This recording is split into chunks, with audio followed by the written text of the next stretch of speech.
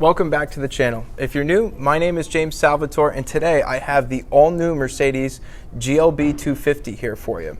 Now, this is an all-new vehicle for 2020, and it's been added to their luxury compact SUV lineup.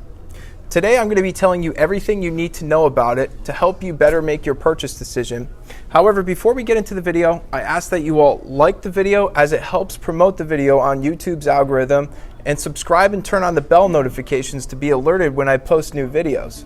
Now on the channel I do everything from new car reviews, new car comparisons, classic cars, pretty much everything in between. I like to have fun, so stick around because you won't want to miss out. And with that, let's get into the video.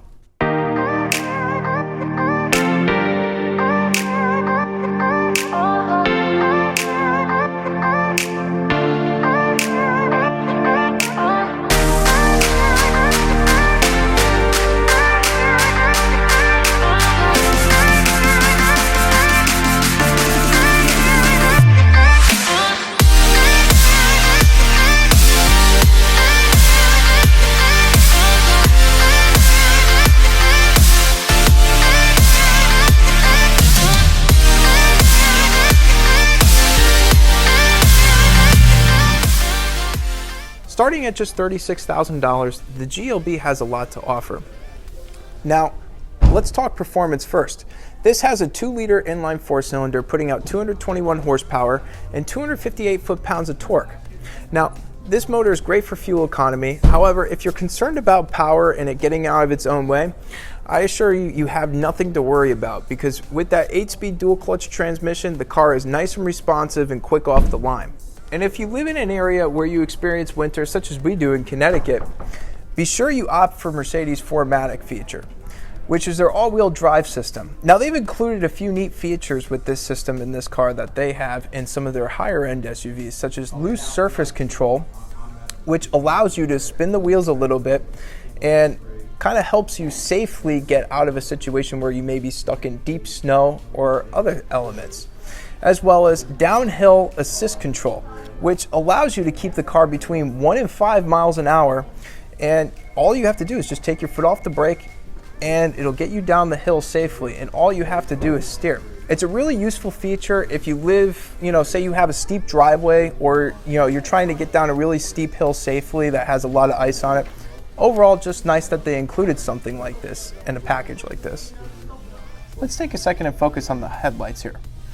What comes standard on the GLB is Mercedes' LED high-performance lighting system. Now, this consists of an LED projector low beam and an LED reflector high beam. Now, this is a pretty good system. However, Mercedes also offers an active LED system, which I recommend because it keeps you safer. It'll actively illuminate the corners, as well as automatically turn on and off the high beams as cars come by. It's a really useful feature, and it's not really that much more money, so I definitely recommend it.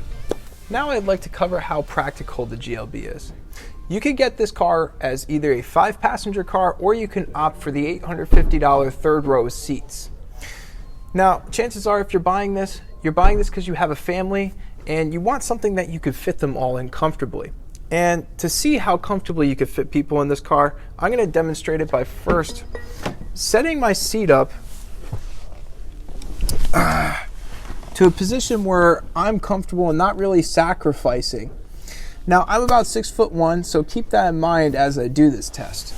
Sitting behind myself in the GLB, I'm fairly comfortable. They definitely took into consideration being able to fit full-size adults in the second row.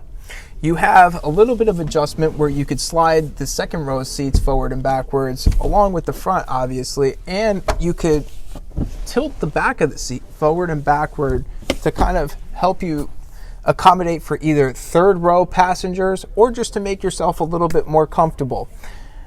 As far as headroom goes, I'm 6'1", and I would say I about have a ½ inch left of clearance. Now, if you're 6'2", 6'3", you may get away with this. However, it'll probably be a little tight if you're trying to carry around people who are over 6'4" or 6'4". Let's move on to the third row. To get into the third row of seats, you just pull this latch at the top of the seat and push forward.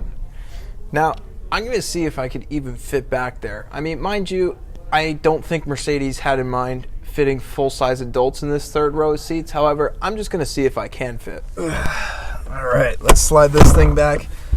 All right, so I guess I do kind of fit back here, which is really surprising.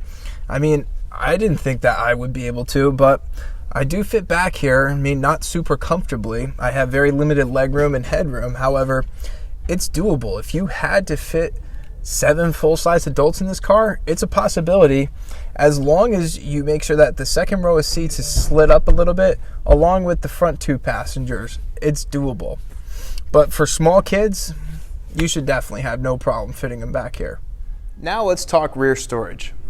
Now, there's 2 ways of opening the trunk. Now, this is an option. However, if you opt for it, it's called the Easy Access feature.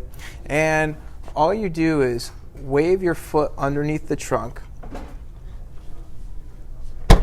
and the trunk will pop open as long as you have the key in your pocket. Now, you could do that both to open and close the trunk, which is extremely useful. Say if you're taking stuff out of the car, like loading groceries in the car, something extremely useful. With the third row of seats up, there isn't really a lot of cargo storage.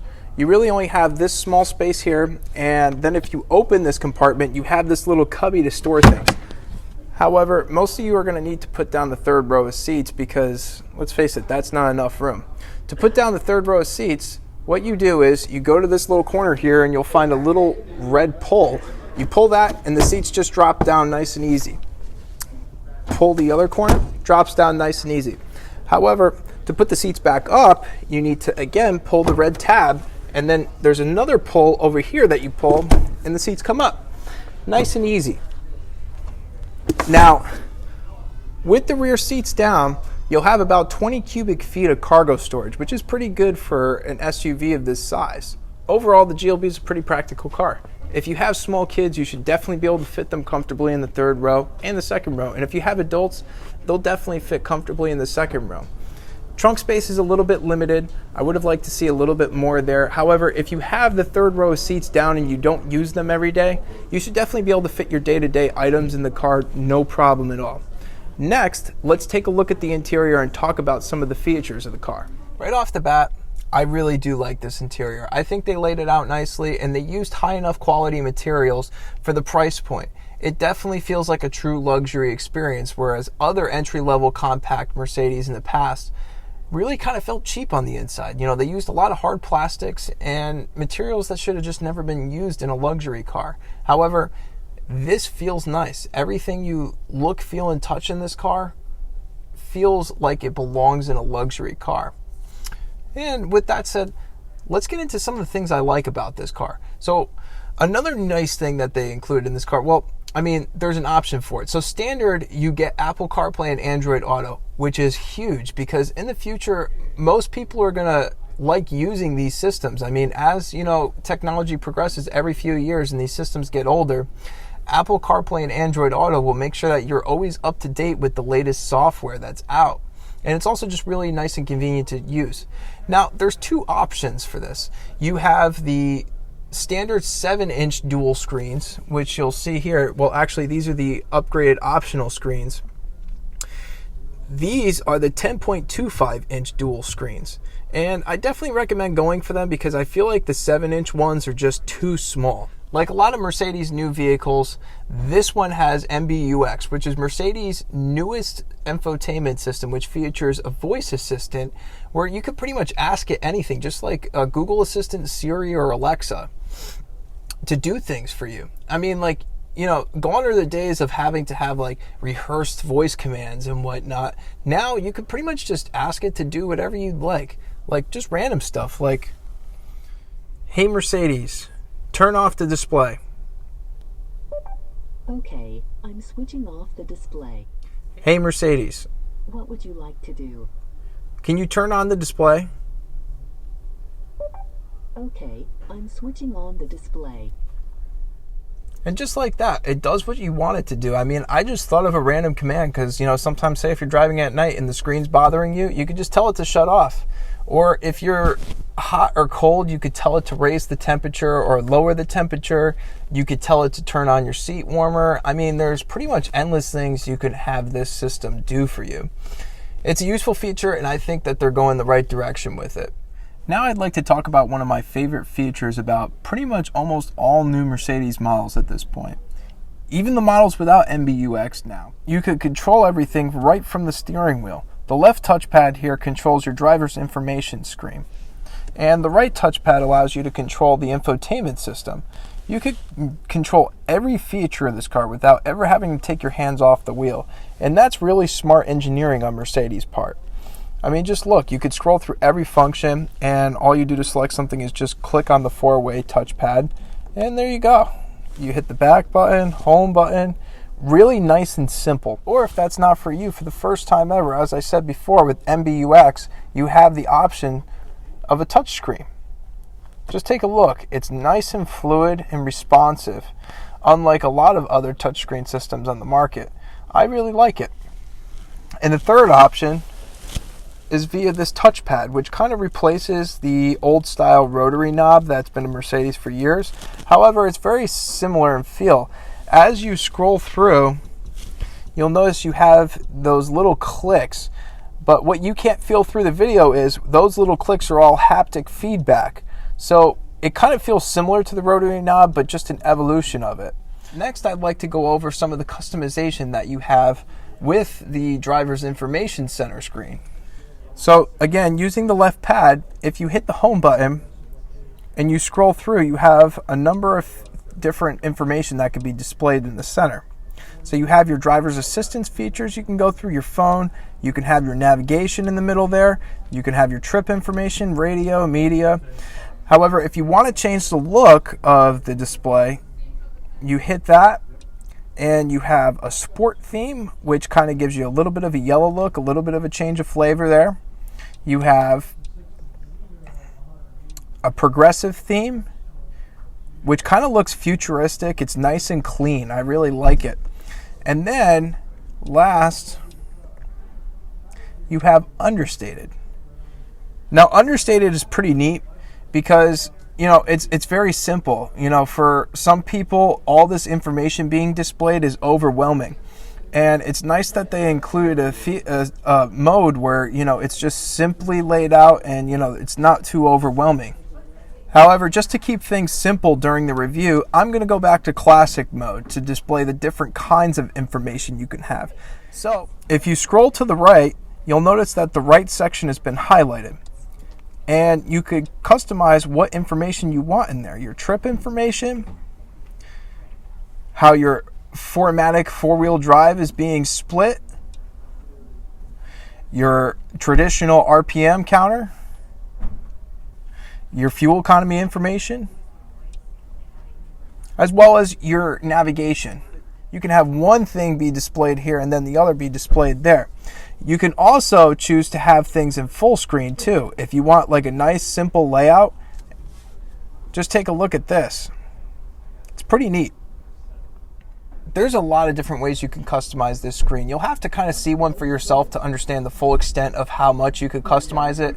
But I just wanted to give you kind of like a first look into it just so you could get an understanding of what it has. Now, there's a lot of neat features with the infotainment systems. You have the ability to have custom themes, but one neat thing that I saw that was very different was this feature called Seat Kinetics. And what it allows for is when you're on long journeys, you could set it so that it will move your seat as you go to keep you comfortable. This way you don't get muscle soreness or stiffness as you go. Now I'd like to talk about some of the options that you should feature on the interior if you have the money to. Now, where you could save some money right away is with the nav system. Now, you could either choose for about $2,000 to have Mercedes navigation built in, or you could just stick with the standard Apple CarPlay or Android Auto and use the GPS on your phone. If you plan on using Apple CarPlay or Android Auto, do not get the normal Mercedes navigation software because it's an added cost that you really don't need, and you could put the money towards other options that you may want. However, if you're somebody that likes having navigation built into the vehicle, then go for it. It also has a really cool augmented reality feature where when you're driving, it'll use the front camera as it's giving you turn-by-turn directions to place arrows in real time on the screen, which is, it's a pretty neat feature. It'll literally tell you where to turn with an actual camera view of the front end of the street. The next option I want to talk about is the stereo system. Now, if you're somebody who only listens to music softly and just wants a little bit of background music, don't bother spending money on the Burmester system. The standard system's fine. However, if you enjoy music and say you like electronic music or stuff with deep bass, you definitely need to option for the additional Burmester audio system because, you know, without it, you'll definitely be disappointed with the vehicle. Again, I want to remind you also to option for the 10.25-inch screens because I feel like with, you know, how much of the vehicle's functionality is controlled with these screens, you definitely want the bigger out of the two screens, and it really isn't that much more, especially if you don't get the navigation built into the car and you just option to have the 10.25-inch screen with just the Apple CarPlay. Another feature I'd recommend is the ambient lighting. It doesn't come standard on the car, but it's only a few $100s extra, and it really adds a nice presence to the cabin at nighttime. You know, being able to change the colors to 64 different ways is amazing. And when I'm telling you, when you're in one of these vehicles at night with the interior lit up, it really feels like a truly luxurious experience. The last option I'll recommend that you go for is the driver's assistance package. Now, it's an additional $2,200, and yes, that's a lot of money. However, if you save the money on the navigation system, this is where that money should go because you get active lane keep assist, you get blind spot warning.